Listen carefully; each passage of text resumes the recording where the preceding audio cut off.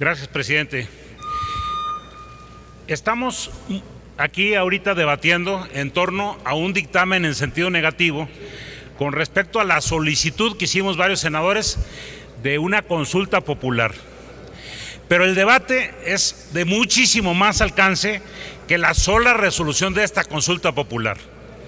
En agosto del 2012, el Congreso levantó una enorme expectativa en la población, modificando el artículo 35 constitucional y estableciendo el derecho de los ciudadanos de participar en una consulta popular. El debate que estamos teniendo en este momento no se refiere exclusivamente a la posibilidad de debatir sobre una consulta que inició el senador Roberto Gil y que suscribimos varios senadores. El debate tiene que ver si va a existir en este país el derecho de los ciudadanos a participar en consultas y si la participación es mayor al 40%, el resultado de la consulta es vinculante para la autoridad. Ese es el gran debate. Está en un enorme riesgo la posibilidad de que en este país no existan consultas populares. Y a eso me quiero referir primeramente. ¿Por qué está en riesgo este derecho? Porque de 4 consultas ciudadanas que fueron solicitadas por ciudadanos, 2 referidas a las reformas en materia energética, una que presentaron ciudadanos del Partido de Acción Nacional referida a los salarios mínimos y otra del Partido Revolucionario Institucional referida a los diputados y senadores de representación proporcional. La Corte ha determinado en todos los casos, por diferentes razones que tenemos que analizar aquí, que no son procedentes. Y ha determinado que no son procedentes porque el artículo 35, su fracción octava, en su numeral tercero, establece 5 cosas que no pueden ser, 5 temas que no pueden ser llevados a una consulta. Primero, no puede ser llevada a una consulta la restricción a derechos humanos. No puede ser llevada a una consulta los ingresos y egresos del Estado. Tampoco los temas electorales, ni lo que se refiere a la manera de organizarse el gobierno mexicano, que está establecido en el artículo 40 constitucional, y finalmente sobre la organización y disciplina de las Fuerzas Armadas. Bueno, entonces, ¿por qué desecharon en la Suprema Corte? Por ejemplo, me voy a referir exclusivamente a las que presentamos nosotros, a la de los salarios mínimos. Los ministros que votaron en contra arguyeron diferentes temas. 2 ministros arguyeron que era una restricción que permitir que se consultara sobre la posibilidad de referir el salario mínimo a los niveles de bienestar era una restricción a los derechos humanos. Porque ¿qué tal si quedaban menos de lo que ya establece la Constitución? Como si no fuera absolutamente verdad sabida que el salario mínimo en México no respeta ni lo que dice la Constitución. Verdaderamente absurdo que algún ministro diga: no puedo autorizar yo esta consulta porque la Constitución dice que no pueden versar consultas sobre restricción de derechos humanos y la propuesta de elevar al salario mínimo restringe derechos humanos. Otros ministros dijeron que no podía autorizarse la consulta del salario mínimo porque tenía que ver con ingresos del Estado y no se pueden consultar los ingresos del Estado. ¿Y por qué decían que tiene que ver con ingresos del Estado?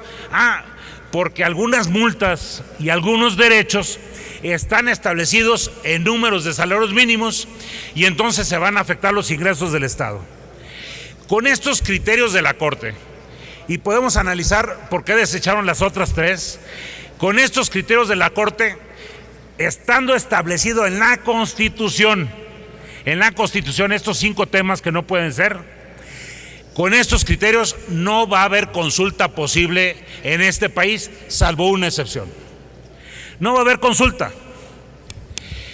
Si ustedes leen los editoriales del día de hoy, la mayoría dicen es que el Congreso se equivocó en la redacción de la ley secundaria. No, señores, estoy leyendo el artículo 35 constitucional. ¿O estaríamos de acuerdo a que sí se pudiera someter una consulta sobre restricción de derechos humanos? Desde luego que no. ¿Estaríamos de acuerdo en que se pudiera hacer una consulta sobre ingresos y egresos del Estado a nivel federal, me parece que no sería conveniente. Hay que ponerlo, no se trata de quitarlos, se trata de cómo interpretó la Corte las restricciones que establecimos todos en común acuerdo en el 2012, después de tener más de 10 años iniciativas presentadas en este tema. No es un tema, como se ha dicho en los medios, de redacción y de errores en la ley. Seguramente tiene errores la ley, pero es que con la interpretación que ha dado la Corte, no habrá en el futuro, con este artículo 35 constitucional, ninguna consulta, y decía con una sola excepción: las consultas que inicie el Congreso. Dice el artículo 35 constitucional que las consultas que inicie el Congreso no pasan precisamente por la revisión de la Corte. De manera que por eso yo afirmaba que estamos en la tesitura de poder forzar que en este país el ciudadano sí tenga derecho de ser consultado. Si el Congreso resuelve que sí puede llevarse a consulta el establecimiento de una ley de salarios máximos, como está planteada en este tema, podríamos rescatar el derecho del ciudadano a ser consultado. Es de la mayor importancia en la vida nacional. De otra manera, yo no veo forma ni modificando la propia Constitución por la propia interpretación que dieron los ministros de la Corte. Esa es la única oportunidad que tenemos de rescatar ese derecho del ciudadano. Es un tema mucho más amplio que el ya suficiente de llevar a consultas, si los mexicanos están de acuerdo, que exista una ley que obligue a establecer los máximos salarios que podemos recibir los funcionarios públicos de los 3 órdenes de gobierno. De tal manera que la posición del Partido Acción Nacional en este tema es rechazar ese dictamen y volverlo positivo, para que en caso también de aprobarlo la Cámara de Diputados, el INE organice una consulta ciudadana el día de las elecciones, el primer domingo de junio del próximo año. Independientemente que este tema es importante, lo más importante de esa consulta es que vamos a rescatar, al margen de la Corte, la posibilidad de que sea un derecho del ciudadano el ser consultado y ser vinculante el resultado de la consulta si participa más del 40% de los votos. De tal manera que esa es la posición del PAN, y nosotros invitamos a todos, pensando en los ciudadanos y en su derecho, que votemos en contra de este dictamen que rechaza la consulta y votemos a favor de que sí se pueda hacer la consulta para rescatar este derecho.